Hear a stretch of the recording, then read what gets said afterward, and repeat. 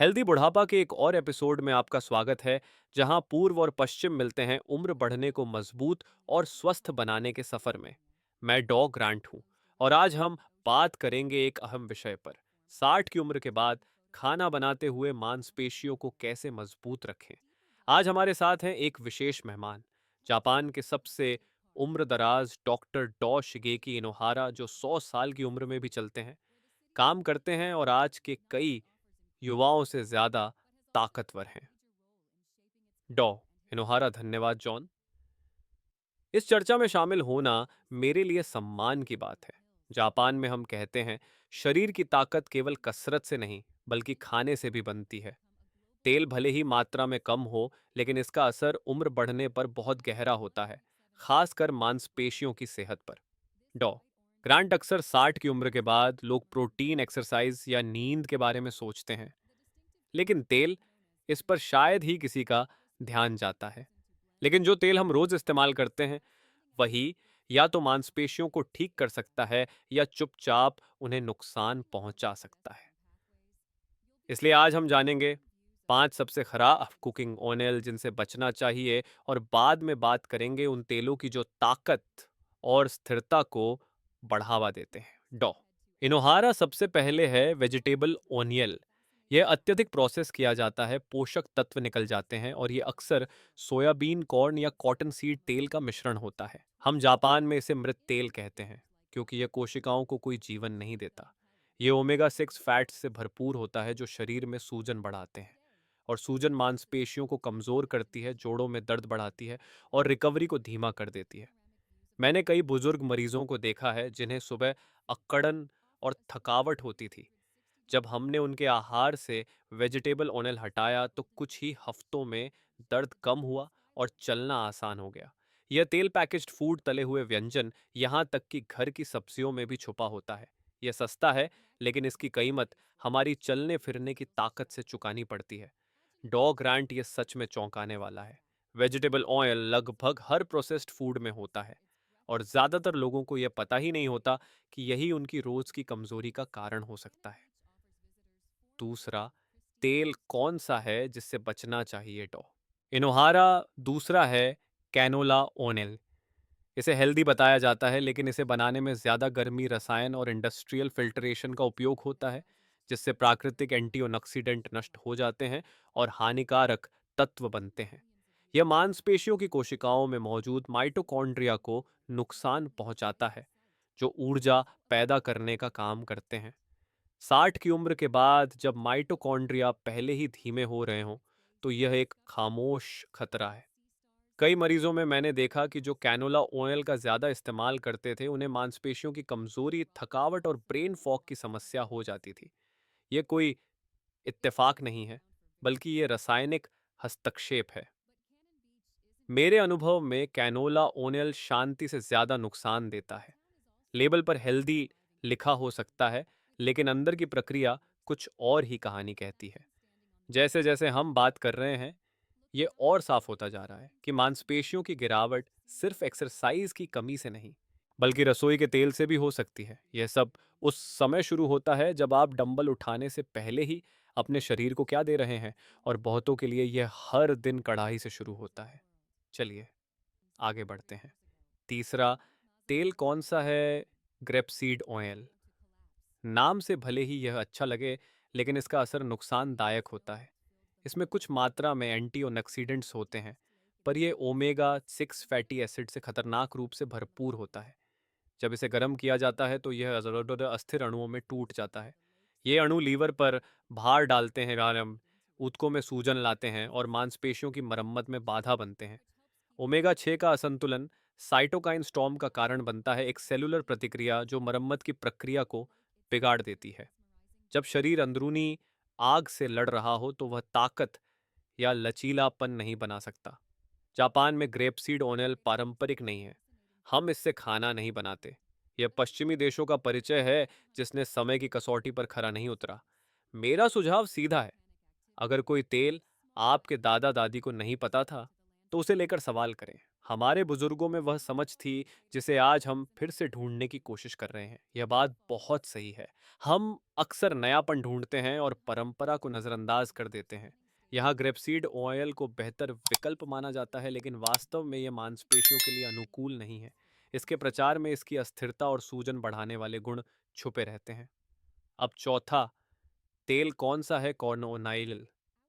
ये बड़े पैमाने पर उत्पादित होता है, जेनेटिकली मॉडिफाइड होता है और गर्मी के प्रति संवेदनशील होता है। इसमें ओमेगा 6 और ओमेगा 3 का असंतुलन पूरे शरीर में सूजन बढ़ाता है, खासकर मांसपेशियों और जोड़ों में। मैंने ऐसे कई मरीज देखे हैं जिनकी लगातार होने वाली थकान और दर्द सिर्फ कॉर्न ओनेल हटाने से ठीक हो गई। कॉर्न ओनेल इंसुलिन रेसिस्टेंस बढ़ाता है, जो मांसपेशियों और पोषक तत्वों के बीच की दीवार बन जाता है। जब इंसुलिन ठीक से काम नहीं करता तो मांसपेशियां सिकुड़ने लगती हैं, और यह उम्र से जुड़ी मांसपेशियों की हानि सार्कोपीनिया की ओर ले जाता है। अधिकतर लोग इसकी वजह उम्र को मानते हैं, लेकिन असल कारण शरीर का आंतरिक वातावरण होता है। इसलिए बुजुर्गों के लिए कॉर्न ओनेल को हटाना एक उच्च प्रभाव वाला कदम होता है। यह शरीर की हीलिंग क्षमता को फिर से सक्रिय करता है। यह बात तो सीधे दिल पर लगती है। समस्या उम्र नहीं, वातावरण है। हमें इसे सामान्य उम्र बढ़ना कहना बंद करना चाहिए और सुधारी जा सकने वाली क्षति कहना शुरू करना चाहिए। आखिरी पांचवा तेल कौन सा है जिससे बुजुर्गों को पूरी तरह बचना चाहिए? Cotton seed oil. यह परंपरागत खाने का तेल नहीं है, बल्कि कपड़ा उद्योग का उप उत्पाद है। इसमें कीटनाशक के अंश होते हैं और यह थायराइड को प्रभावित करता है, जो शरीर की ऊर्जा, मेटाबॉलिज्म और ताकत नियंत्रित करता है। शरीर इसे पोषण के रूप में नहीं पहचानता। यह प्रोसेस किया गया बाहरी और चुपचाप नुकसान करने वाला तेल है। जो बुजुर्ग लगातार थकावट, कमजोर मांसपेशियां और ऊर्जा की कमी महसूस करते हैं, उनके लिए यह एक छिपा हुआ जहर है। इस तेल में गॉसिपोल नामक प्राकृतिक पिष्ट होता है, जो कोशिकाओं में भ्रम पैदा करता है। हम अपने क्लिनिक में इसे पारंपरिक वसा से बदलते हैं और अक्सर ऊर्जा और स्वास्थ्य में सुधार देखते हैं। जब इसे हटाया जाता है तो थायराइड स्थिर होता है, पाचन बेहतर होता है और मांसपेशियों का दर्द कम हो जाता है। यह तेल बुजुर्गों की रसोई में कभी नहीं होना चाहिए। अविश्वसनीय है। तो ये 5 तेल, vegetable, canola, grapeseed, corn, cotton seed, सिर्फ अस्वस्थ नहीं है, बल्कि मांसपेशियों को धीरे धीरे कमजोर करने वाले सक्रिय तत्व हैं। अब आइए रुख बदलते हैं।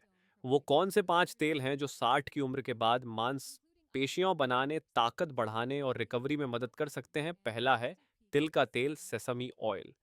जापानी परंपरा में इसका उपयोग न केवल भोजन में बल्कि उपचार के लिए भी होता है। यह एंटीओक्सीडेंट्स और प्राकृतिक सूजनरोधी तत्वों से भरपूर होता है।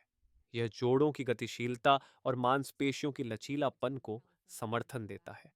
अगर इसे हल्के पकाए गए अनाज या सब्जियों पर थोड़ा सा डाला जाए तो यह पाचन को शांत करता है और ऊतकों को पोषण देता है। तिल का तेल गर्म प्रकृति का होता है, और गर्मी मतलब जीवन शक्ति।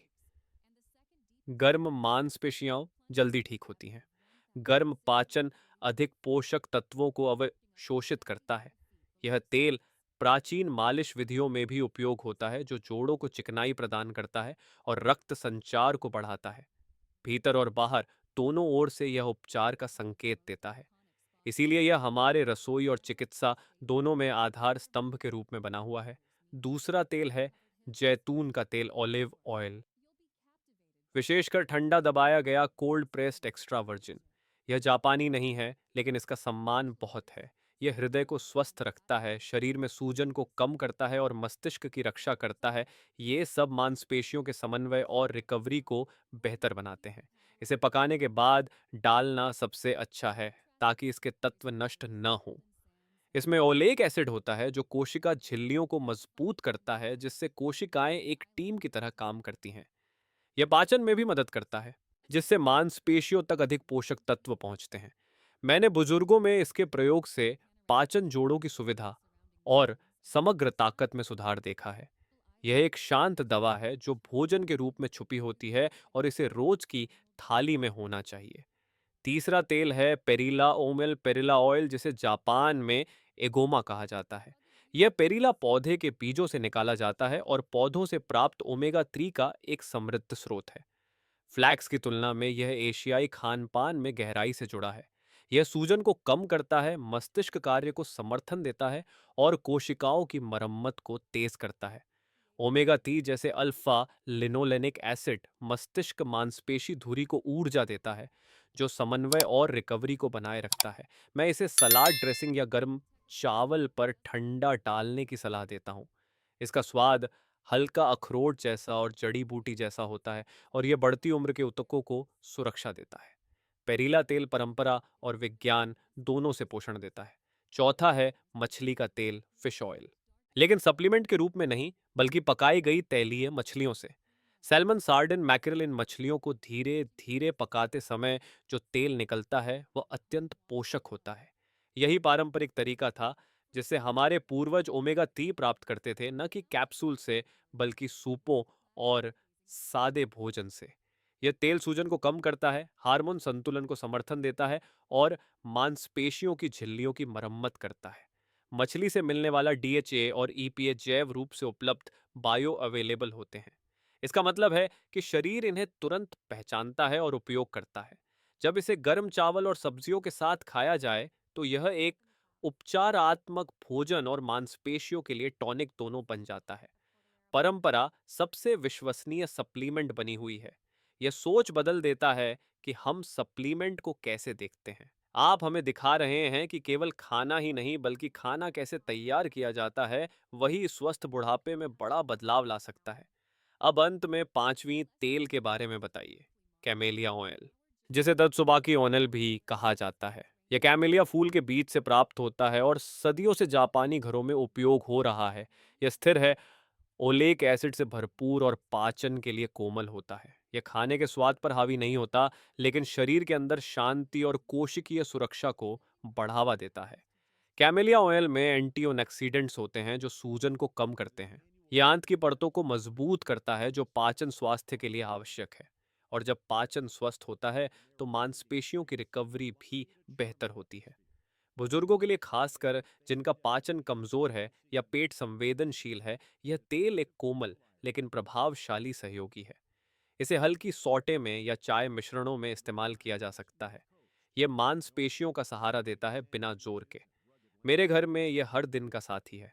अब बात पूरी हो जाती है, क्योंकि 60 के बाद की ताकत केवल जोर से नहीं आती, बल्कि पोषण, रक्त संचार और रिकवरी से आती है।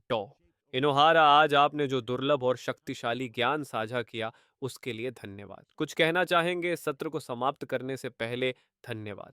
अपनी रसोई को दवा बनाइए और अपने भोजन को मांसपेशियों का सहारा।